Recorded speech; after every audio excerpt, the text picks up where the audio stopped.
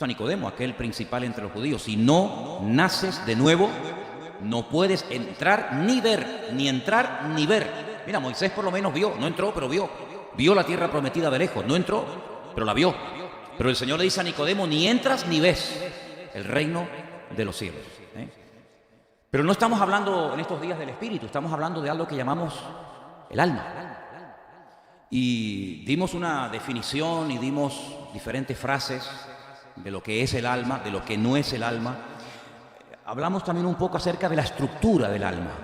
Si trajéramos a un médico y nos da una información acerca de la estructura del cuerpo, de las venas, de las arterias, del corazón, del pulmón, de los músculos, de los nervios, etcétera, pues nos quedaríamos sorprendidos de ver lo variado, ¿verdad?, que es el cuerpo humano. Pero el alma es exactamente igual. Todos tenemos almas, los inconversos, los creyentes, los ateos, los hombres, las mujeres, pero las características del alma son muy concretas, muy particulares. Dijimos que el alma es esa parte inmaterial del hombre que tiene facultad nutritiva, lo vimos el jueves, facultad sensitiva, facultad imaginativa, también tiene la facultad volutiva, si tiene voluntad, ¿vale? Tiene voluntad. Y la Biblia está cargada, saturada de textos donde aparece la palabra nefesh o alma, aunque dijimos que hay dos palabras en el texto original para definir alma: nefesh y neshama. Una es el alma del hombre y otra es el alma animal, porque el alma, al ser la vida, lógicamente los animales también tienen alma. En el momento que el alma sale del cuerpo, la Biblia dice que el cuerpo está muerto, ¿vale? Entonces, vimos que el alma tiene voluntad, ¿sabes? El alma se entristece, el alma se enferma. Di una lista enorme el primer día de enfermedades que puede llegar a tener una persona en el alma, no en el cuerpo, no en la mente, sino en el alma, ¿verdad? A veces no le damos importancia a ciertas y determinadas cosas, pero cuando constantemente te ocurre esas características que yo dije el primer día, pues es una evidencia de que tu alma está enferma. Hay momentos que la persona no puede ni alabar ni adorar a Dios. Y el mismo David un día tuvo que decir: Señor, saca mi alma de la cárcel para que pueda alabar tu nombre. Luego, la Biblia nos da a entender de que hay personas que por más que quieran no pueden alabar, no pueden adorar a Dios porque su alma está como encarcelada, ¿vale? Ahora, no vamos a caer en la trampa de los filósofos griegos que decían que el alma está encarcelada en el cuerpo y por lo tanto el cuerpo hay que maltratarlo, o la otra línea era que hay que darle rienda suelta a todo impulso e instinto del alma, aunque te comportes como un animal, porque al fin y al cabo el cuerpo es como una cárcel que está impidiendo que el alma se goce. No van por ahí los tiros. Pero el mismo Señor Jesucristo dijo en el huerto de Getsemaní: mi alma está triste hasta la muerte. No era una exageración, era una sensación de tristeza tremenda. Y él se retira, pide oración a varios de sus discípulos, Pedro, Jacobo y Juan: orar por mí, porque hoy mi alma está triste hasta la muerte. Y es allí donde él entra en una batalla, donde él entra en una lucha, y donde él tiene que rendir la voluntad de su alma, sus deseos, sus impulsos, sus emociones, y llega a decirle al Padre algo como: que no se haga mi voluntad. ¿Y dónde radica la voluntad? En el alma, en ese momento en el alma. Que no se haga la voluntad de mi alma, podríamos decir, sino que se haga tu voluntad. Sí, porque en este momento hay un choque de voluntades. Mi voluntad en este momento no coincide con la del Padre, pero yo quiero que la voluntad que se haga en mi vida no sea la mía, sino la de Dios, la del Padre. Y por eso yo te pido que no se haga mi voluntad, sino la tuya. Y bueno, ahí entró el Señor en un trato tremendo. Y es interesante notar que no se fue a Capernaum y hizo esa oración, no se fue al mar de Galilea, no se fue a Jericó, no se fue a cualquier otra ciudad, sino se fue a un lugar muy interesante. Getsemaní era el lugar donde se aplastaban las aceitunas para hacer el aceite de oliva, ¿verdad? Y allí fue triturado, allí fue machacada la voluntad del Señor Jesucristo, y de allí salió rumbo a todo lo que le esperaba. Que dicho sea de paso, era terrible el proceso por el cual iba a pasar, pero él tuvo que renunciar a su voluntad. Y en algún momento de la vida, o en muchos momentos de la vida, ya como creyente, ya como convertido, puede ser que a lo mejor tu voluntad no coincida con la de Dios. Puede ser que estás empeñado en dedicarte a algo o estudiar algo que Dios dice: es que esa no es mi voluntad para tu vida. Tú estás perdiendo el tiempo, te puedes llegar a desanimar, estás creando una falsa expectativa, te estás gastando dinero y al fin y al cabo no te va a servir para nada, porque esa es tu voluntad, ese es el deseo. ¿Ok? quiero utilizar la palabra capricho, pero esa es la inclinación de tu alma, eso es lo que a ti te gustaría hacer. Incluso eso es lo que a lo mejor a tu padre le gustó hacer y no logró hacer, porque muchas veces las frustraciones de los padres queremos ver cómo los hijos logran lo que yo en mi juventud no logré, y a veces hacemos las cosas por agradar al padre o por agradar a mamá, pero en el fondo lo que tenemos que hacer todos y cada uno de nosotros es agradar a nuestro Dios, ¿vale? Y bueno, Pedro, Juan, Santiago y tantos discípulos eran pescadores. Ellos jamás en su vida se habían planteado dedicarse a otra cosa.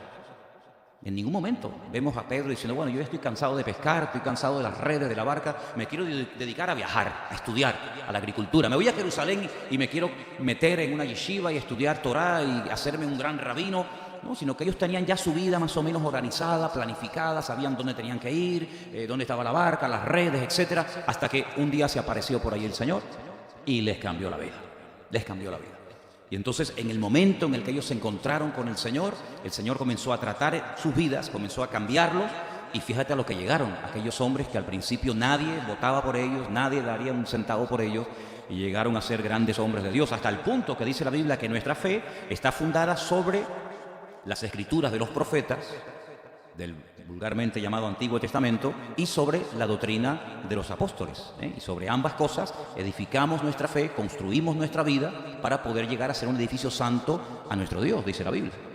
Ahora, las dos facultades que nos quedaron el otro día por definir o por hablar fue la que mencioné recién, la facultad volutiva. El hombre puede desear, el hombre puede en un momento determinado perseguir o alejarse de algo, porque el alma tiene voluntad propia, ¿sabes? Y lo que tienes que preguntarte, cuanto antes mejor, es si la trayectoria que tú venías trayendo, el estilo de vida que tú has llevado toda la vida, los dictámenes de tu alma, ahora coinciden con el proyecto que Dios tiene para ti, porque tu vida tiene propósito, y el propósito es el propósito de hacer la voluntad de Dios.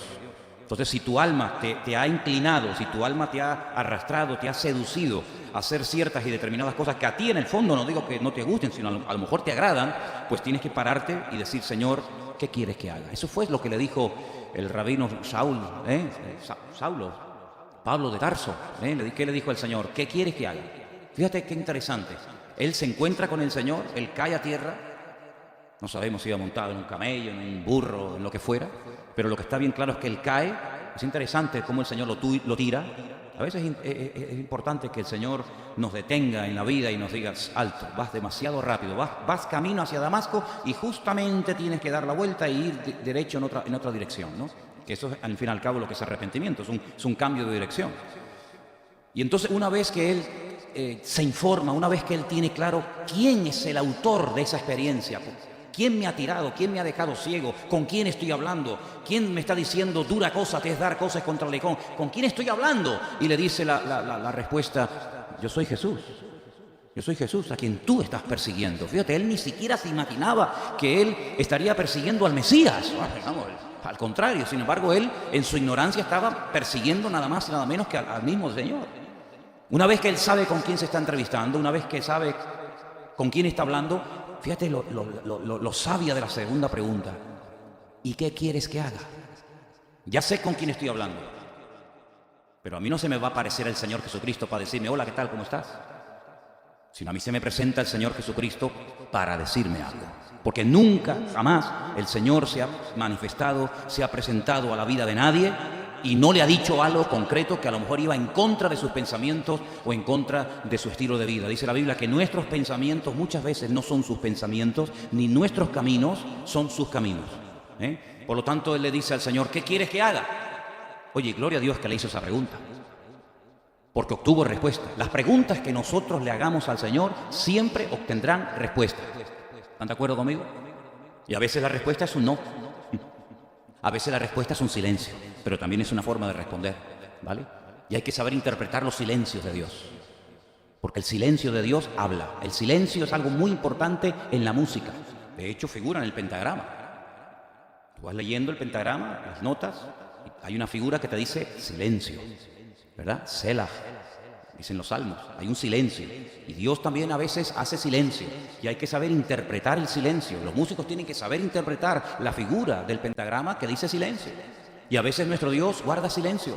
Y no significa de que no tenga nada que decir, sino dice que a veces calla, guarda silencio por amor.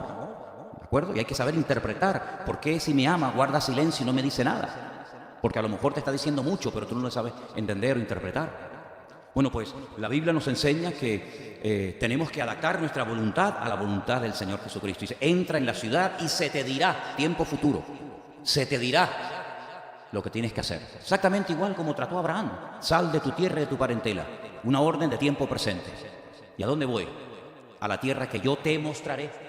Es decir, que salió, dice literalmente la Biblia, sin saber a dónde iba. Pero cuanto antes salgas, antes vas a llegar.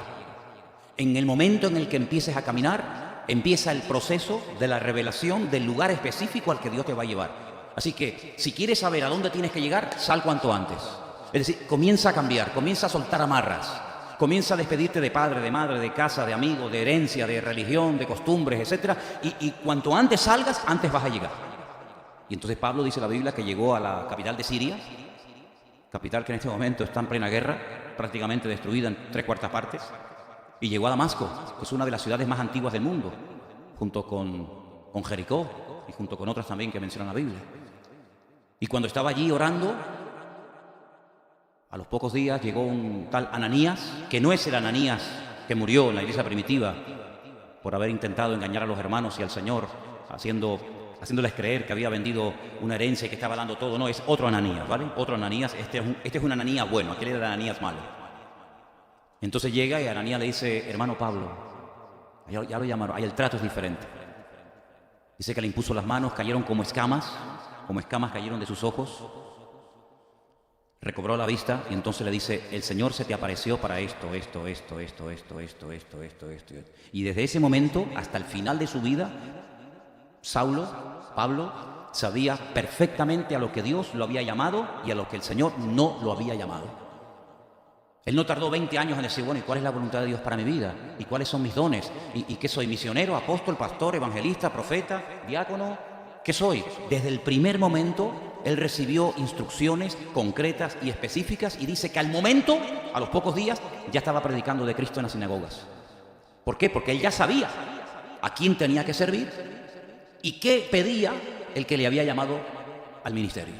Entonces vemos que en nuestra vida tiene que existir ese proceso. Primero una conversión, un encuentro genuino, real con el Señor, que nos transforma, que nos cambia. Y la pregunta es, ¿y ahora qué? ¿Y ahora qué? ¿Sigo igual que seguía antes de conocer al Señor?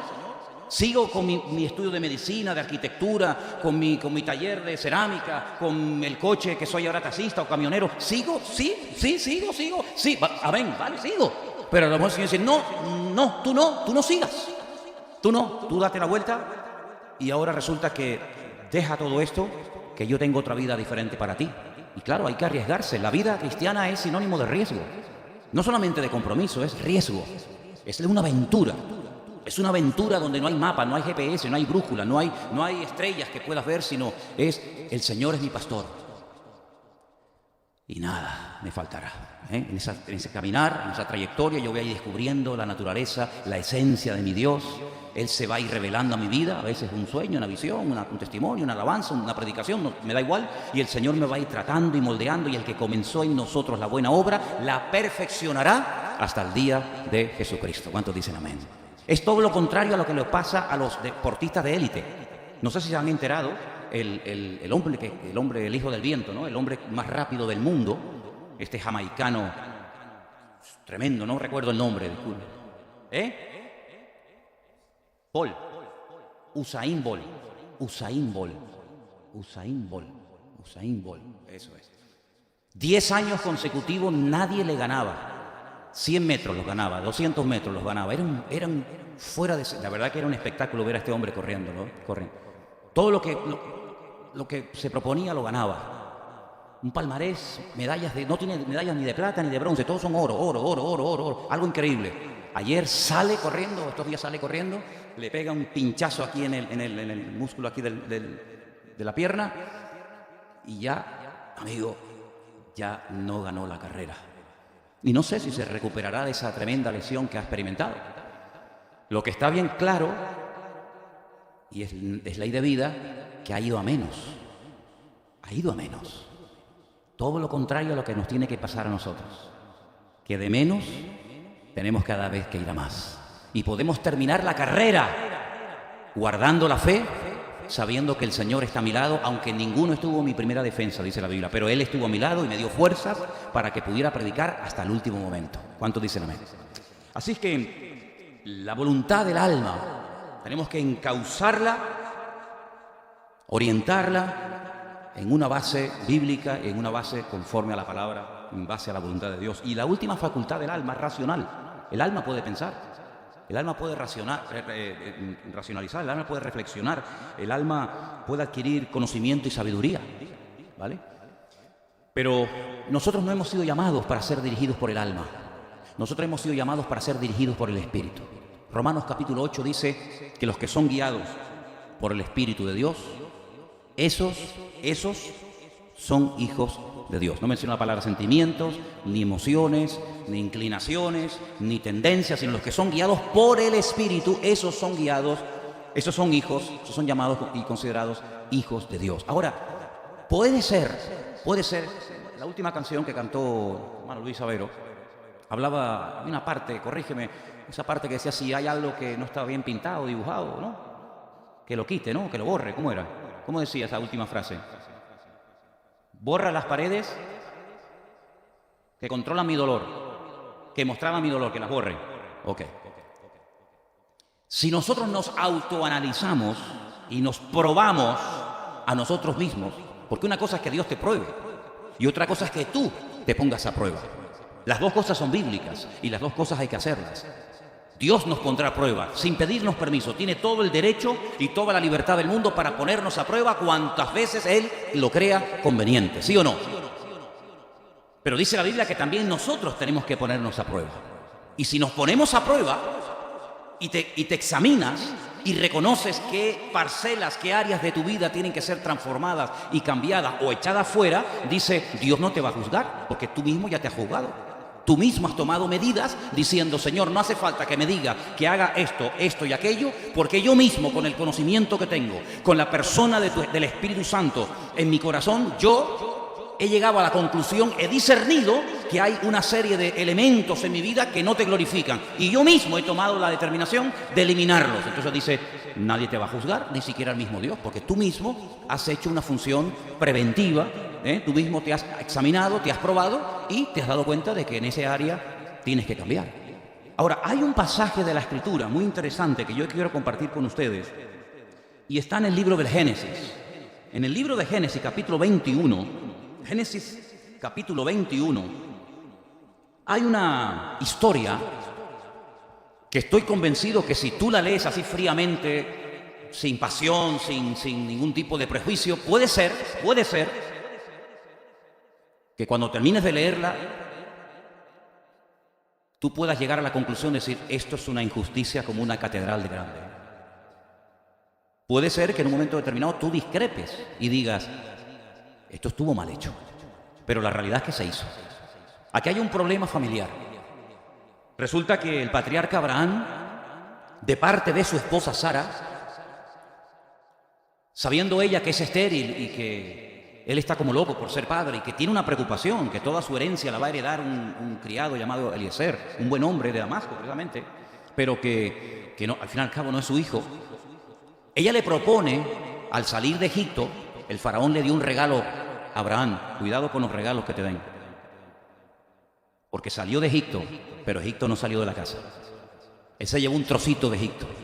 Y ese trocito de Egipto tiene nombre, se llama Agar. Y Agar era la esclava de Sara, y ella le propone a su marido, costumbres de la época, no trasladen el símil hoy en día, porque entonces estamos errando el blanco, que mantenga relaciones con ella, y el hijo que ella va a parir, pues sería como el heredero, y sería considerado como el hijo de Abraham, y en cierto sentido también de Sara.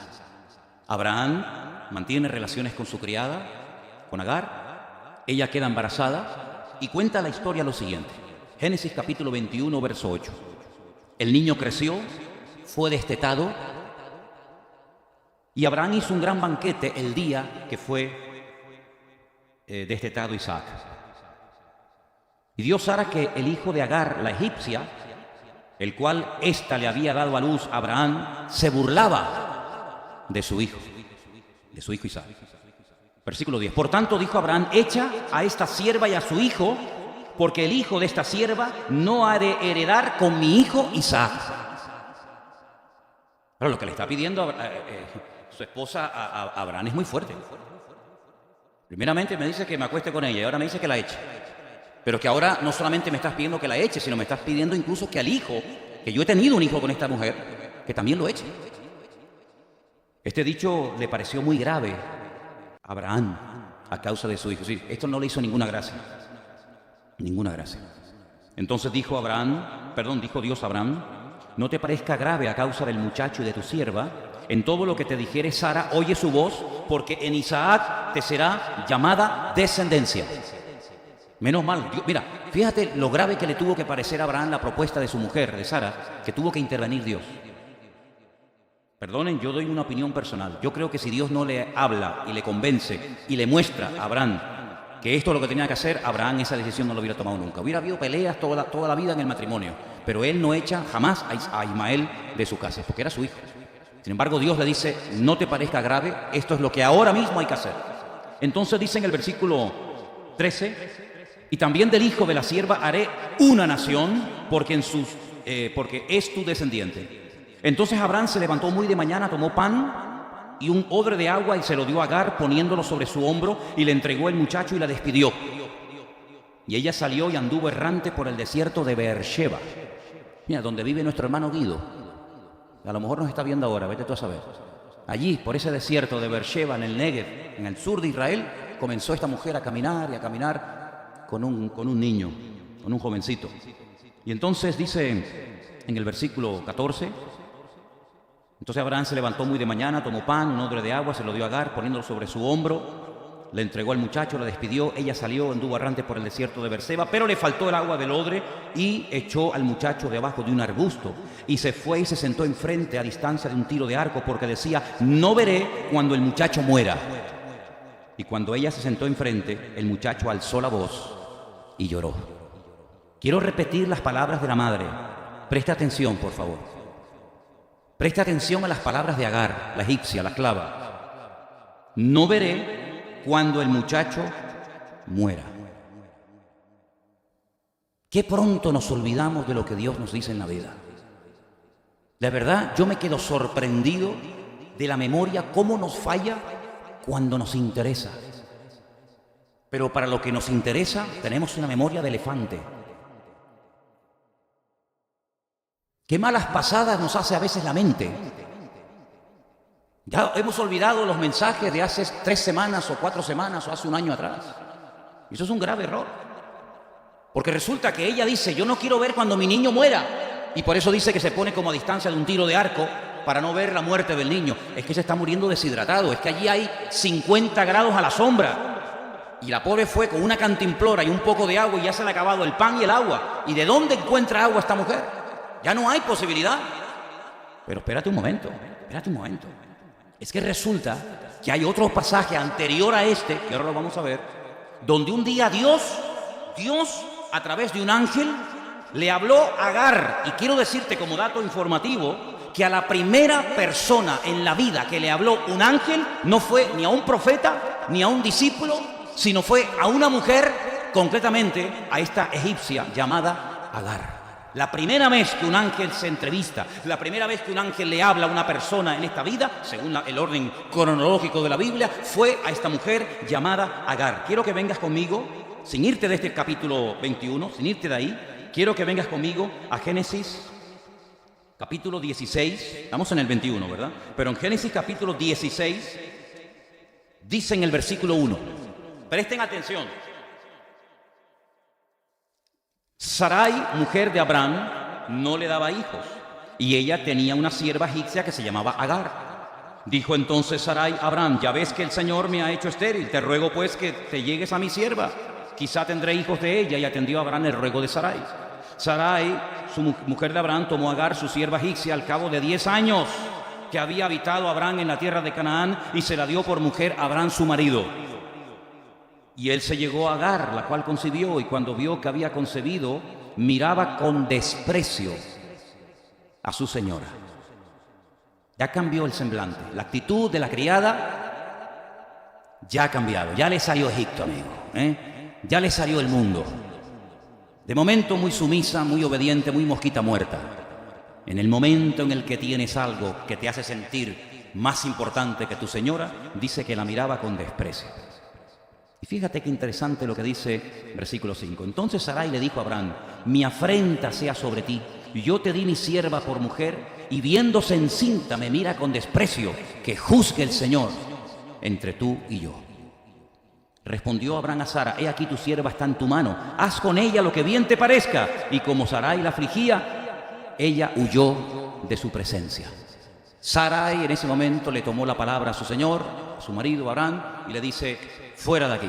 La afligía y al final la agobió tanto que salió huyendo. Y mira lo que dice el versículo 7, y es el primer encuentro de un ángel con una persona, en este caso con una mujer. La halló el ángel del Señor junto a una fuente de agua en el desierto, junto a la fuente que está en el camino de Sur. Y le dijo a Agar, sierva de Sarai: ¿de dónde vienes tú y a dónde vas? Y ella respondió: huyo de delante de Sarai, mi señora. Y el ángel del Señor le dijo: vuélvete a tu señora y ponte sumisa bajo su mano. Y le dijo también el ángel del Señor: escucha, la promesa, al niño que aún no ha nacido. Estamos hablando de Ismael. Hay una promesa de parte de Dios para este niño. Y le dice: multiplicaré tanto tu descendencia que no podrá ser contada a causa de la multitud. Una promesa espectacular. Una promesa tremenda. Y las promesas de Dios no se pueden olvidar fácilmente, como a veces nos pasa. Las promesas de Dios hay que tenerlas bien frescas en la mente. Porque si nos olvidamos de lo que Dios ha prometido, si nos olvidamos de lo que Dios nos ha mostrado y enseñado, podemos perder la carrera, podemos perder la fe, podemos entrar en un callejón sin salida y podemos llegar a negar y a dudar de lo que un día el Señor nos prometió. Entonces dice aquí: será un hombre fiero. En el texto original dice: será Pere Adán.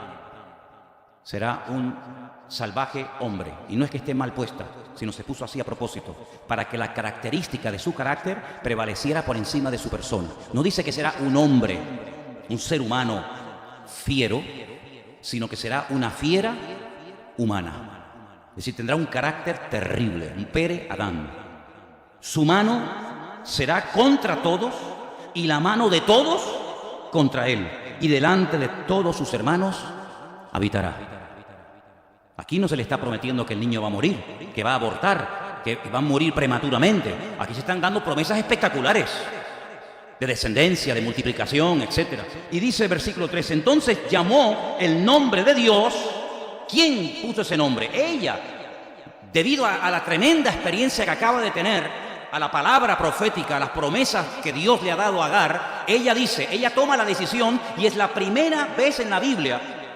Estamos viendo cosas muy interesantes, yo creo. Es la primera vez en la Biblia que una persona dice: yo voy a llamar a Dios Atá el Roí. Ahora te voy a explicar lo que significa eso. Lo llamó Atá el Roí. Y dice aquí en español, versículo 13: entonces llamó el nombre del Señor que con ella hablaba: tú eres Dios que ve. Tú eres Dios que ve. Eso en hebreo se dice Atá el Roí. Quédate con esa palabra. Ella le llamó a Dios Roí. Y dice el versículo 13 al final: ¿no he visto también aquí al que me ve? Por lo cual llamó. Ahora no solamente utiliza un nombre para definir a Dios, sino que le pone el nombre al lugar donde Dios se le reveló y donde Dios le habló. Y dice: y llamó a aquel pozo el pozo del viviente que me ve. Y aquí está entre Cades y Beret. Y Agar dio a luz un hijo a Abraham, y llamó a Abraham el nombre de su hijo que le dio Agar, Ismael. Y era Abraham de edad de 86 años cuando Agar le dio a luz a Ismael. Le puso un nombre a Dios y le puso un nombre al lugar, al pozo donde Dios le habló. El pozo del viviente que me ve, y este se llamará el Dios, como dice aquí, el Dios que me ve. Eso está en el capítulo 16. Si volvemos al capítulo 21, cuando ella ahora está sin agua, cuando ella ve ahora que el niño ya está totalmente deshidratado y toma la decisión de apartarse de él para no ver cómo muere, aquí se produce una incongruencia. Vamos a ver, a ti no te dijo el Señor que tu hijo que lleva en su nombre el nombre de Dios. Ismael, todo lo que termina en él siempre es Dios. Él significa Dios en la Biblia. El que ha oído a Dios, el que oye a Dios. A ti no te dijo Dios que tu hijo va a ser una bendición, que va a tener una descendencia espectacular, que no se va a poder ni contar de la cantidad de gente que va a haber. ¿Cómo es posible que tú ahora te apartes de él y diciendo, es que se me va a morir? ¿En qué quedamos? ¿Va a vivir y va a ser bendecido y prosperado o va a morir? Dios ha dicho una cosa y tú estás diciendo otra. Y ese es el gran problema muchas veces entre nuestra alma y entre nuestro espíritu. Que nuestra alma nos dice, no se puede, es imposible, tú no vas a cambiar nunca, ese problema no se va a solucionar. Pero el Señor a través de su espíritu te dice, al que cree, todo le es posible. Y ahí hay una lucha, ¿verdad? Entre la carne, entre el espíritu, entre lo que me dice la voz del alma, entre lo que me dice por otra parte el Señor. Y entonces el Señor otra vez en el capítulo 21 le vuelve a hablar por segunda vez a Agar. Es increíble. Y fíjate lo que dice aquí. Estamos en el capítulo 21, ¿verdad? Estamos en el capítulo 21, versículo 21, 17. Oyó Dios la voz del muchacho y el ángel de Dios llamó a Agar desde el cielo. Oye, las experiencias que esta mujer tuvo con Dios, muchos nunca la han tenido, ¿eh? Dios llamó desde el cielo a Agar y le dijo, ¿qué tienes, Agar? ¿Qué te pasa? No temas, porque Dios ha oído la voz del muchacho en donde está. Ahora, eso en donde está yo quiero explicarlo. Porque permítame, lo hago con todo respeto, pero voy a leer el versículo sin las dos últimas palabras. Vais a ver que dice lo mismo, aparentemente. Versículo 17. Oyó Dios la voz del muchacho y el ángel de Dios llamó a Agar desde el cielo y le dijo, ¿qué tienes, Agar? No temas, porque Dios ha oído la voz del muchacho. ¿Por qué añade, Dios ha oído la voz del muchacho en donde está? Algo tiene que tener y alguna explicación tiene que tener cuando se añade la expresión, yo he oído la voz del muchacho donde está y cómo está ahora. Porque quiero decirles que este muchacho iba a ser el terror el día de mañana del pueblo de Dios. ¿Cómo es posible, pregunto yo y pienso en alta voz, que Dios haya salvado a un muchacho que el día de mañana él y su descendencia iban a causar tantas bajas, tanto dolor y tanta tragedia en el pueblo de Israel? ¿Por qué no lo dejó morir? Como por ejemplo David oraba por aquel niño que tenía que nacer y dice la Biblia que el niño murió esa misma noche, el niño que había tenido con Betsabé. ¿Por qué no lo dejó morir? Total, muerto el perro, muerto la rabia. El día de mañana un problema menos que hasta el día de hoy permanece. Porque Dios no juzga el futuro, Dios juzga el presente. Mañana, pasado mañana, el año que viene puede ser una persona terrible, pero hoy puede ser una persona que invoca el nombre de Dios. Y Dios nunca te va a juzgar por lo que vas a hacer, sino Dios te está juzgando y te trata por lo que hoy estás haciendo. ¿Cuántos dicen amén? Si hoy juzgara a Dios a Ismael, seguramente lo dejaría morir, porque la paga del pecado es la muerte. Pero en ese momento Ismael era inocente, en ese momento lloró, gimió, en ese momento no había cometido ninguna ruindad y por lo tanto Dios le oyó en esa situación, en ese lugar, en ese momento, en esa circunstancia. Dios lo oyó y le salvó la vida. Siglos más tarde, otro gallo cantaría, porque Dios juzga solamente el presente, tu situación actual con Él, y nunca te va a juzgar por lo que en el futuro tú vas a hacer. Y podría darles muchos ejemplos. Mirad al rey Acab. El rey Acab sería terrible, pero en el momento presente, cuando es amonestado por el profeta Eliyahu, por el profeta Elías, cuando le dice prepárate que vas a morir, él dice en la Biblia que se humilla, y entonces antes de que salga por la puerta, antes de que salga por el umbral, el profeta le dice, vuelve. ¿No has visto cómo se ha humillado? ¿Verdad? Y entonces el Señor juzga tu vida en este momento, no lo que vas a hacer o lo que fuiste, sino cómo estás en este momento. Porque el pasado no existe y el futuro tampoco. Lo único que existe es el hoy, porque este es el día que Dios ha creado para que nos gocemos y nos deleitemos en Él. ¿Cuántos dicen amén?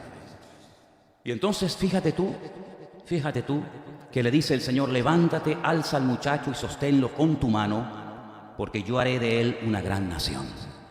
Entonces Dios abrió los ojos y vio una fuente de agua, y fue y llenó el odre de agua y dio de beber al muchacho.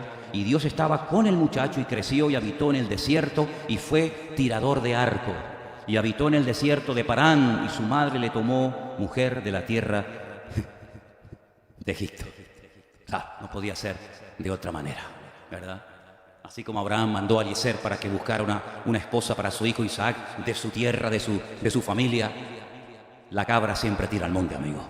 Ella buscó una mujer, ella lo buscó, no él. Ella le buscó una esposa de Egipto, de los Mitzraim, para mi hijo, porque quiero que Egipto nunca desaparezca de su vida, de su estilo de vida, de su forma de comportarse y de vivir. En vez de acercarse al Dios de Abraham, ella se acerca a Egipto, ¿verdad? Tremendo, ¿no?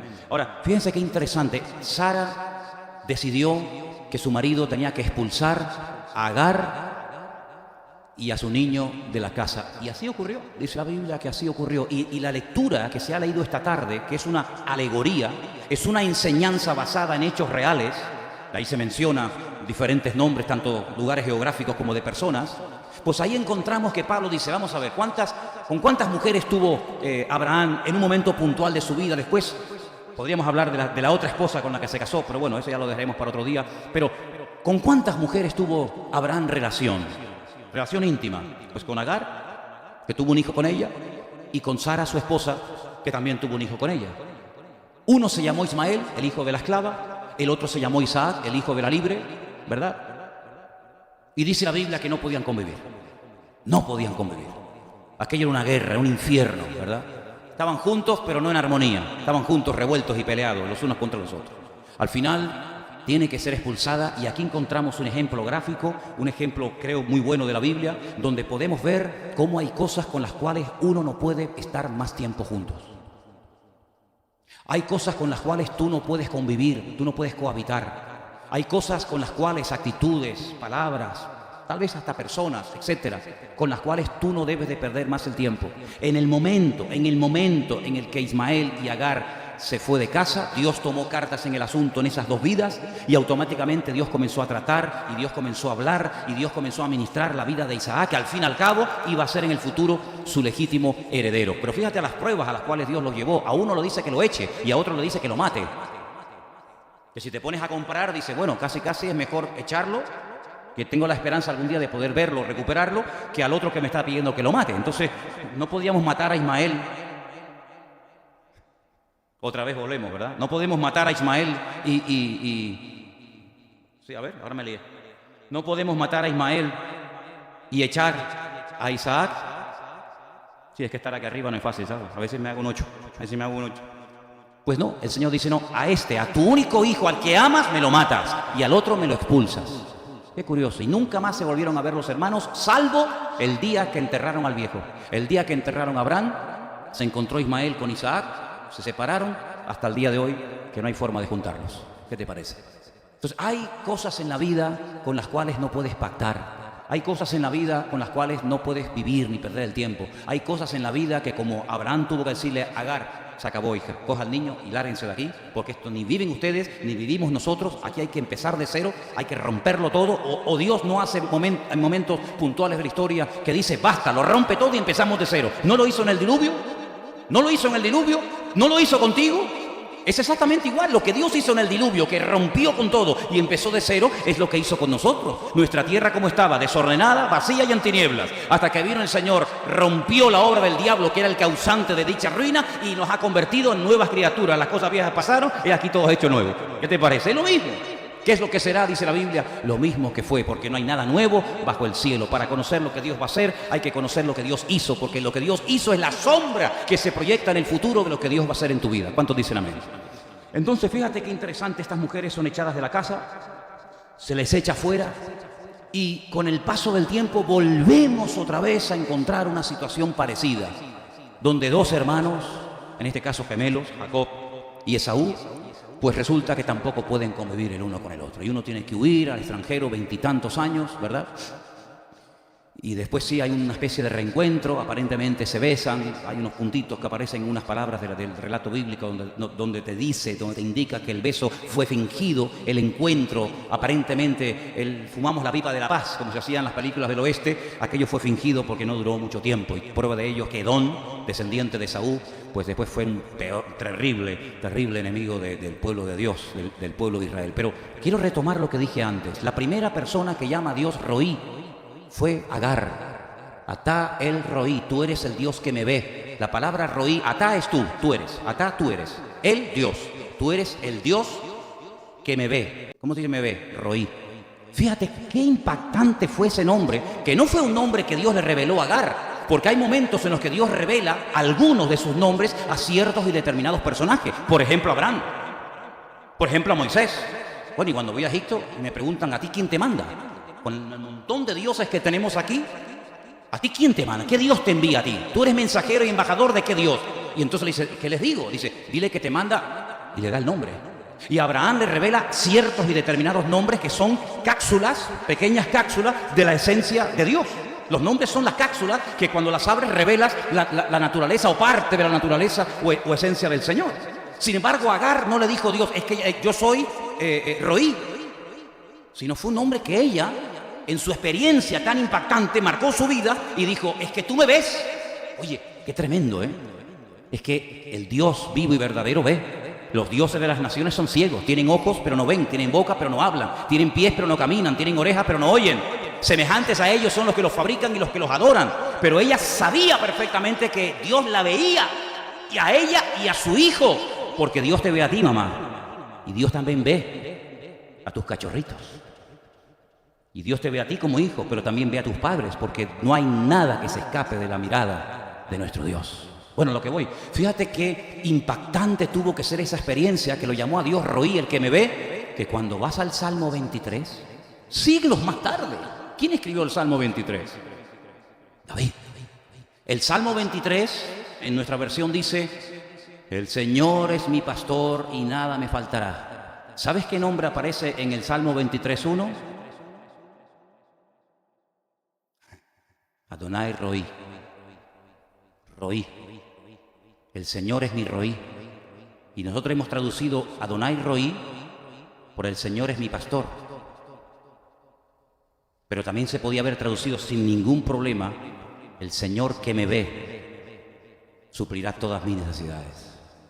Porque pastor se pronuncia exactamente igual que el nombre que Agar le puso a Dios para definirlo, Roí, el que me ve. Y el pastor es el que ve, el que otea el horizonte, el que observa si viene algún peligro. La oveja no se entera, la oveja está comiendo y comiendo, la oveja está en otro planeta, la oveja está en su mundo, pero el pastor está por encima de la cabeza de las ovejas y observa que allí hay una manada de lobos, o allí hay un barranco que se pueden caer, o allí hay buenos pastos a los que hay que ir, o por aquí hay mucho calor y hay que cambiar de ambiente y de lugar. Y ese Roí es pastor. Luego, nuestro pastor, nuestro Dios, nos observa de noche y de día. Nos conoce perfectamente, sabe dónde estamos, dónde vivimos, qué nos pasa, cómo estamos en este momento, cómo estaremos en el futuro. Lo sabe y lo conoce todo, porque ella dijo, tú eres el Dios que me ve. Y David dijo, el que me ve, el que me observa, es mi pastor. Y por eso, como él me observa, nada me faltará, porque él sabe lo que yo necesito y por lo tanto él lo busca. Y yo no he visto nunca ninguna oveja que le diga al pastor, vete para allá, que allí están los prados. Nunca, sino que la oveja siga al pastor. Y esa es lo que tiene que hacer nuestra alma. Nuestra alma, quien tiene que seguir es a nuestro Dios, porque él nos ve y nos conoce. ¿Cuántos dicen amén? Cuando ya Isaac es grande, ya tiene 40 años, un poquito menos, 38, 39 años, el padre recibe una orden de su Dios tremenda, lo que llaman lo que se conoce la aquedá. Aquedá es la atadura. Cuando atas, aquedá. La aquedá de Isaac. Cuando le dice Dios, vete a un monte que yo te mostraré. Yo te mostraré dónde está ese monte. Y allí sobre ese monte atas y sacrificas a tu hijo Isaac. Y dice la Biblia que sale Isaac con su padre, su madre se despide de ellos, de su hijo y de su marido. Ellos caminan 3 días, 72 horas desde Beersheba, el sur del país, hasta Moriah. Moriah, ¿sabe lo que significa? Moré es el maestro, Yad es Dios, el monte donde Dios me va a enseñar algo. El monte donde mi Moré, mi maestro, me va a enseñar una lección que va a marcar toda mi vida. Moriah, el Dios que me enseña y me muestra verdades profundas. Suben a lo alto de aquel monte, donde tiempo más tarde Salomón construiría el primer templo de Jerusalén y el segundo que se restaura en la época de Nehemías, ¿verdad? Y es interesante notar que en aquel lugar Dios se revela como un Dios que va delante, proveyendo y cubriendo toda necesidad, fuera de toda posibilidad, ¿verdad? Y es entonces allí donde Abraham en su corazón sacrifica a Isaac. Dice la Biblia que para cometer un pecado no hace falta la acción, sino simplemente ya con el deseo, simplemente ya con el anhelo ya lo has cometido. Lo explicó el Señor cuando hablaba de las relaciones ilícitas sexualmente hablando, ¿no? Pues ya Abraham ya había sacrificado a su hijo, el día que salió ya lo había sacrificado. Y él descubrió que ni Ismael, su primer hijo, ni Isaac, su segundo hijo, que al fin y al cabo iba a ser el heredero, porque ese era el verdadero, que nació de una relación aprobada y respaldada por el Señor con su esposa, ni en uno ni en otro él tenía que depositar su confianza y su amor, sino que por encima de sus hijos él tenía que tener bien claro que tenía que amar a su Dios. ¿Cuántos dicen amén? Y fíjate qué importante es esto, que cuando tiempo más tarde un gran hombre de Dios sube a lo alto de una montaña también, no esa, otra, a orar, y está allí en la presencia del Señor, primeramente en un periodo de 40 días y posteriormente en otros 40 días, total, 80 y tantos días largos, milagrosamente recibe toda la revelación de lo que llamamos la ley o la Torá, y resulta que este hombre, pues en aquel monte descubre que para Dios no hay nada imposible, que cuando uno está dispuesto a sacrificar y a despojarse y a desprenderse de lo que uno más ama, Dios nunca dejará vacío tu corazón. ¿Cuántos dicen amén? Porque Dios, para llenar tu corazón, cuando tú quieres educar o reeducar a tu alma, el Señor nunca te dejará peor de lo que te tuvo. Pero fíjate, para que los sentimientos, el alma, la base, el fundamento de los sentimientos, de las emociones, de las acciones o reacciones del hombre, fíjate que ese hombre cuando baja de la montaña le enseña al pueblo pues todos los mandamientos y toda la historia de Abraham y de Moisés y del jardín del Edén, etcétera, y llega al capítulo 6 del libro de Deuteronomio y le dice al pueblo de Israel: Israel, escucha, el Señor nuestro Dios es uno. Shema Israel, Adonai Eloheinu, Adonai Echad. Y cuando siglos más tarde un rabino se le acerca al maestro, a nuestro Mesías, al Salvador del mundo, y le dice: ¿cuál es el mayor mandamiento de todos? Mira que hay mandamientos, 613 concretamente, pero de todos, ¿cuál es el más grande? Y el Señor le dice: amarás. Amarás. ¿A quién? ¿A Isaac? ¿A Ismael? No, amarás al Señor tu Dios con todo tu corazón, con toda tu alma. No, mente no menciona ahí. Y con todas tus fuerzas. Y con todas tus fuerzas. En el texto hebreo, mirad lo que dice: Shema Israel, Adonai Eloheinu, Adonai Echad, Be'ahavta Adonai Elohecha, Bechol levavecha, Ufchol nafshecha, Ufchol meodecha. Menciona el corazón 2 veces. No dice Be'ahavta Adonai Elohecha, Bechol lev. Corazón se dice lev, dice levavecha, con todo tu corazón, corazón. Lo menciona 2 veces. Perversos y engañosos del corazón. Bienaventurados los de limpio corazón, los que un día no dicen una cosa y mañana otra. Los que tienen el corazón, los impulsos del corazón centrados en Dios. El Señor está llamando a la puerta del corazón, a esa voluntad que a veces se transforma por alma, pero en ese caso no fue así. Y dice: y amarás al Señor tu Dios con todos tus sentimientos, con todas tus emociones, que dijo, con toda tu alma y con todas tus fuerzas. Es decir, con todo lo que tienes, con todos tus recursos materiales y humanos, con toda esa fuerza, que es la que a ti te proporciona fuerza, con esa fuerza tú tienes que amar al Señor. Hermanos queridos, cuando nuestra alma, que ha estado en nosotros desde el día de nuestro nacimiento, Dios la diseñó y la creó específicamente para ti. porque el alma es eterna. El cuerpo es efímero, está limitado por el espacio y por el tiempo, terminará algún día, pero el alma Dios te la dio, el alma es eterna. Ese alma es la que ha gobernado y dirigido nuestra vida hasta el día de nuestra conversión. No quedó muerta, no quedó anulada, no se fue, no fue desterrada como Agar a Ismael el día de tu conversión, sino que siguió estando ahí.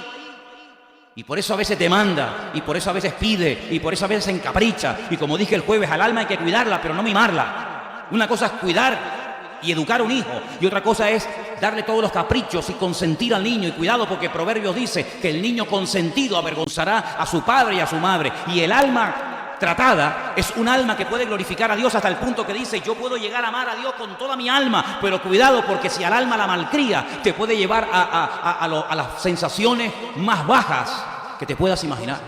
Por eso Pablo dice: todo vuestro ser, no solamente le estén dedicando tiempo a vuestro espíritu, del cual ya hablaremos Dios mediante. No solamente cuiden el cuerpo, aunque Pablo dice que el ejercicio corporal para poco es provechoso, sino que también dice la Biblia: todo vuestro ser, e incluye el alma, sea guardado irreprensible. Es decir, tanto en la parte espiritual como en la parte física, como en la parte anímica, la parte del alma, todo tiene que estar conjuntado para que no sean rivales, para que no pelee Ismael con Isaac, ni Sara con Agar, sino que podamos estar unidos. Porque cuando hay unidad y hay armonía, hay bendición y vida eterna. Entonces, aquí hay que dedicar tiempo, hermanos. Con Agar era imposible, ¿eh? Con Ismael era imposible. Pero a nosotros no nos queda más remedio que aceptar que somos espíritu, alma y cuerpo. Y tenemos que llevarnos bien. Tenemos que llevarnos bien los tres. Pero, ¿cómo se unen y cómo se complementan el uno con el otro? Solamente de una manera: sometiéndonos al Señor nuestro Dios, sometiendo el espíritu, sometiendo el alma, sometiendo el cuerpo al Señor. No pecarás ni con el alma, ni con tu espíritu, ni con tu cuerpo, porque en la Biblia vamos a ver, Dios mediante, que se puede pecar de formas diferentes. Hay gente que peca con la mente, pero no con el cuerpo. Pero hay gente que peca con el cuerpo, pero no con el espíritu, con el alma. Y entonces vemos que las consecuencias de cometer pecados con el cuerpo son terribles. Pero las consecuencias de cometer pecados con el alma, ni te imaginas. Porque el cuerpo es el cascarón, es la parte visible de mi ser, pero el alma es la parte interior, pero que se manifiesta y muchas veces me lleva a hacer, a pensar, a desear y a codiciar cosas que van en contra de los deseos de Dios. Y por eso dice que hay como una guerra, hay como una pelea, y Pablo la admite, y Pablo no la esconde, sino que Pablo dice: hermanos, miserable de mí, hay dentro de mi vida una batalla. En ti, Pablo, sí, dentro de mí hay una batalla, hasta el punto que a veces hago cosas que no quiero, y lo que en el fondo quiero hacer no lo hago. Y dice: ¿quién me librará de este cuerpo de muerte? Y por eso te encuentras a un gran varón de Dios, representante en cierto sentido de toda la escuela profética del Antiguo Testamento, como Elías, en una cueva, diciéndole al Señor: no aguanto más, quítame la vida, estoy solo. Y el Señor le dice: no, no es verdad, tus emociones te están traicionando, tus sentimientos están distorsionados. ¿Cómo que estás solo? Sí, Señor, no hay nadie al lado mío, no me ves más solo que la una. Y el Señor le dice: ¿y qué dijo la divina respuesta? Dice: hay 7,000 que no han doblado su rodilla ante Baal, pero es que yo no los había visto. Ese es el gran problema que tenemos muchas veces, que no vemos más allá, porque nos estamos mirando demasiado a nosotros mismos. ¿Cuántos dicen amén? Y cuando nos miramos demasiado a nosotros mismos, nos olvidamos de ver más allá. Y quiero solamente terminar diciendo algo. Miren, hermanos, para que vean ustedes al callejón y a la ruina a la que puede llevar el alma no domada a una persona, encontramos un pasaje extraordinario en el Antiguo Testamento donde vemos a un hombre lleno del Espíritu de Dios. Y este sí que estaba lleno, porque estaba lleno 2 veces, porque él deseó, anheló, pidió y buscó la doble unción que tenía el profeta Elías. Luego, si hubo alguien lleno en el Antiguo Testamento del Espíritu de Dios, ese fue sin lugar a dudas, ¿quién? Eliseo. Yo quiero lo doble, la doble unción. Elías le dijo: ¿la quieres? Cosa difícil has pedido, no es fácil, pero si tú me sigues y me ves cuando yo soy arrebatado, recibirás lo que has pedido. Tenía un criado, tenía un siervo, como Sara tenía una criada llamada Agar. Este tenía un ayudante, un colaborador, un futuro discípulo, un futuro profeta llamado Giesi. Que dice la Biblia que cuando vinieron a atacar y rodearon la casa del profeta Eliseo, entró dentro y le informó a su señora, a Eliseo, de que habían venido bandas armadas para matarlos. Y Eliseo, lleno del Espíritu de Dios, observó, pero dijo algo increíble. Le dijo: Señor, ábrele los ojos para que vea que más son los que están con nosotros que los que vienen contra nosotros. La mirada de Eliseo, la mirada de Giesi, dos frecuencias diferentes. Uno solamente veía dificultades, nos van a matar, de aquí no salimos con vida, este es el último día de vida. El otro miraba la realidad, porque la fe no te ciega, la fe nuestra no es ciega, La fe ciega no sirve para nada. La fe te hace ver la realidad. Cuidado, allá afuera hay 500.000 soldados que vienen contra nosotros armados hasta los dientes. La fe no me hace tuerto, ni ciego, ni tonto. Es un culto racional, dice la Biblia. Es un culto pensante, no es un culto fanatoide, no es un culto místico, no es un culto fuera de toda, ¿verdad? Raciocinio, sino, sí, yo lo veo, pero aparte de lo que mis ojos de carne ven, yo veo más allá. Yo veo más allá. Yo veo hasta el roí. Yo veo al que me ve. Y el que me ve me permite ver con sus ojos que estamos protegidos por la mano del Señor. No lo entiendes, ¿verdad? Dice que el hombre natural, el hombre que no tiene el Espíritu de Dios, no puede entender las cosas de Dios, porque para él son locura. No las puede entender. Es como explicarle a un ciego los colores. La canción que has cantado esta noche, hermano, ¿cómo le explicamos a un ciego el amarillo, el verde, el rojo, el violeta, el negro, el marrón? Si que no ha visto nada, su mirada es una mirada de... Bueno, su mirada... Su visión es una visión en negro. Él no sabe lo que son los colores. ¿Cómo le explica a un ciego los colores? Es imposible. No hay ninguna posibilidad, no hay ningún punto de referencia. ¿Cómo le explicas a uno que no tiene a Dios? ¿Cómo le explicas a un intelectual que puede ser un fenómeno? ¿Cómo le explicas que Dios tiene el control, el poder, la autoridad? Acá el roí. ¿Cómo le explicas a una persona que no tiene el Espíritu de Dios que el Señor está conmigo, que no importa lo que me hagan, que me vienen por un camino, se van a ir por 7, que mayor es el que está a mí que el que viene contra mí, que aunque campe un ejército no temerá mi corazón? ¿Cómo le explico eso? Es imposible. Hasta que el Señor abre tus ojos y dice: yo perder la paz, el sueño y la tranquilidad por esta basura. Porque estamos rodeados de basura. Estamos rodeados de cosas que el día de mañana, cuando lleguemos a la presencia del Señor, vamos a pensar, pienso yo, ¿por qué me preocupé en aquella época de mi vida? Por aquella historia. Ahora que estoy arriba y miro para abajo, digo: qué necio que fui.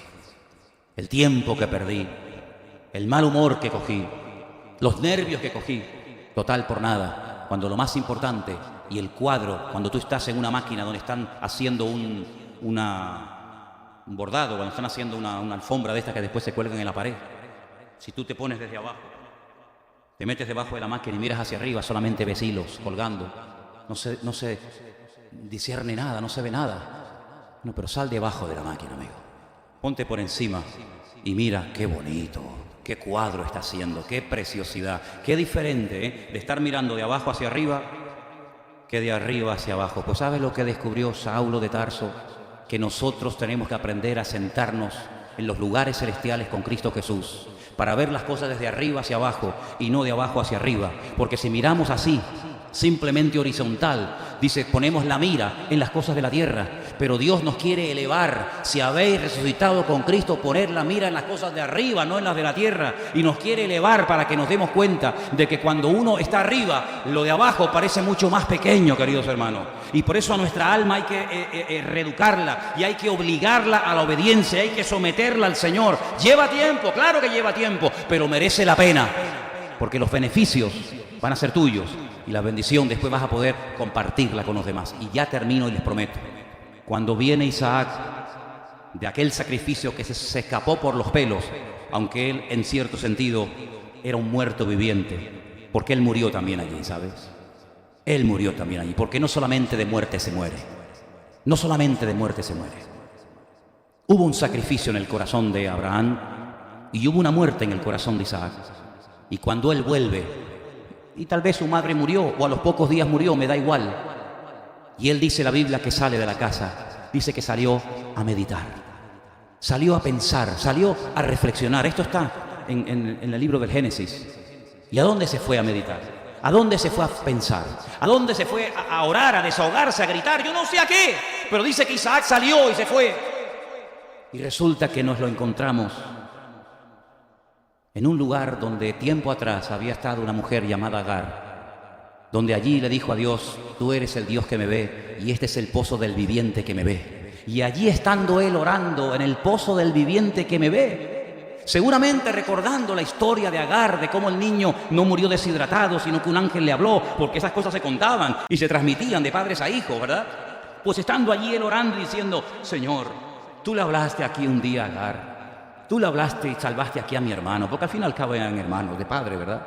Y tú lo salvaste, y él era un niño y no podía hacer nada. Yo soy un hombre, ya no tengo madre, mi padre ya es anciano, yo voy a heredar todo esto. Señor, háblame. Hay que decirle en momentos puntuales de la vida al Señor, Señor, háblame. Muéstrame algo, Señor. Algo, dime algo. Dice que él estaba mirando allí el pozo del viviente que le ve, y dice que alzó la vista. Qué bonito ese pasaje, a mí me encanta ese pasaje. Dice que alzó la vista y vio a lo lejos una caravana de camellos que venían en dirección a él. Pero claro, él miraba y también lo miraban. Es como Dina, ¿no? Cuando salió a mirar, también la miraron a ella. Él observaba y también él era observado. Y mientras él miraba aquellos camellos en el horizonte y no veía nada más que camellos que venían hacia él, una joven lo vio y le dice a un criado fiel llamado Eliezer, el hombre de confianza de Abraham, su padre, le dice, ¿quién es aquel hombre que está en el campo? Y le dice, este es el hijo de mi Señor, este es tu futuro marido. Entonces dice que se baja del camello, se cubre, se va hacia él y allí se produce el gran flechazo. Y entonces dice que se la llevó a la tienda de su madre y allí se consoló con su esposa por la pérdida de su madre. ¿Te das cuenta cómo hay lugares y momentos en la vida en los que tenemos que encontrarnos con Dios? Y creo que tú y yo y muchos de los que estamos aquí hemos llegado a un punto en nuestra vida en el que necesitamos encontrarnos en el pozo del viviente que me ve. ¿Y sabes dónde está ese pozo esta tarde? Este es el lugar donde hoy Atá el Roí, el Dios que nos observa, el Dios que nos pastorea y el Dios que nos ve, está esta tarde en este lugar observando tu vida. ¿Por qué no cierras tus ojos y le dices al Señor, tú que me estás viendo ahora mismo, Padre, tú que me estás viendo y observando ahora mismo perfectamente, Señor, tú que ves mi entrar y mi salir, mi alzarme y mi sentarme, tú que ves cómo está el estado de mi alma, de mi cuerpo y de mi espíritu, Atá el Roí, tú que me ves, mi Señor, tú que me ves y me ves perfectamente, porque me ves por fuera, pero sobre todo por dentro. Señor, si mi alma está deteriorada, si mis emociones están heridas, si mi corazón está partido, yo te pido, Señor, que tú me sanes. Porque la promesa del Señor es que el Espíritu de Dios ungió al Mesías, Yeshua, para sanar a los quebrantados de corazón. Aleluya. ¿Te das cuenta cómo hay momentos que el corazón necesita ser tratado? No solamente el espíritu, sino también la parte más profunda del ser humano, cómo también necesita momentos puntuales de la vida ser tratada y recibir esa caricia del Padre diciéndote, no temas, no temas, el niño no morirá, el niño vivirá y será una gran nación. Aunque se haya acabado el aceite, aunque se haya acabado el agua del cántaro, no importa. El que cree en mí, de su interior brotarán ríos de agua viva. Y necesitamos el agua viva del Señor.